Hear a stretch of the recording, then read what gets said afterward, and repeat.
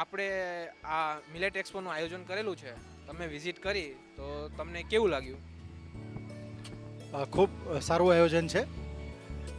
બહુ મોટે પાયે આયોજન છે અને અત્યારે જે આપણા દેશ માટેની સમસ્યા છે, ખાસ કરીને હું બેન્કર હોવાથી કહું કે ફોરેન એક્સચેન્જ, તો આપણે બહારથી કોઈ પણ જાતના ધાન્ય ન મગાવવા પડે. અને આ બધા ઇન્ડિજિનસ ધાન્ય છે અને સ્વાસ્થ્યની રીતે પણ બેટર છે.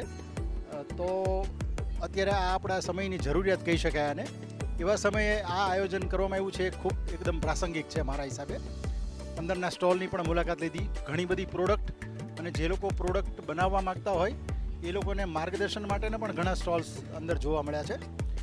રિસેન્ટલી બેંકમાંથી રિટાયર થયેલ મારો એક મિત્ર છે, એ પણ પ્રાકૃતિક ખેતી તરફ વળ્યો છે, તો મારે એની સાથે પણ આ બાબતની થોડી ડિસ્કશન થઈ. અનફોર્ચ્યુનેટલી આજે એ બહારગામ છે.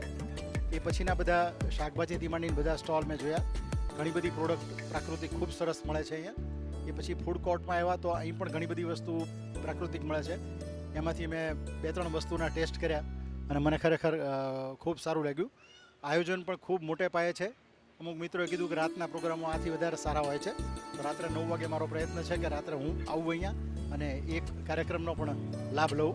અને મોટી સંખ્યામાં માણસો આજે વરસાદ જેવું વાતાવરણ હોવા છતાં અહીં ઉપસ્થિત છે એ જોઈને ખરેખર મને ખૂબ આનંદ થાય છે. ખૂબ સારું આયોજન છે. સરકારશ્રીના પ્રયત્ન વિશે તમારું શું કહેવું છે કે મિલેટ વિશે જાગૃત કરવા માટેનો જે પ્રયત્ન છે એ સફળ રહ્યો કે? ખૂબ મોટે પાયે આનું આયોજન થયું છે અને હું એમ માનું છું કે જાગૃતિ લાવવા માટેનો આ પ્રયત્ન ખરેખર બહુ સફળ જશે.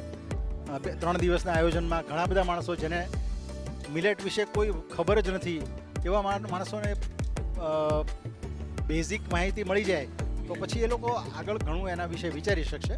ઓફકોર્સ ઘણા જૂના માણસો છે એ લોકો આમાંની મિલેટ્સની 6-7 આઇટમ જે છે એમાં 3-4 વિશે તો જાણતા હોય છે, પણ આ બધું કારણ કે આપણો દેશ ખૂબ મોટો છે.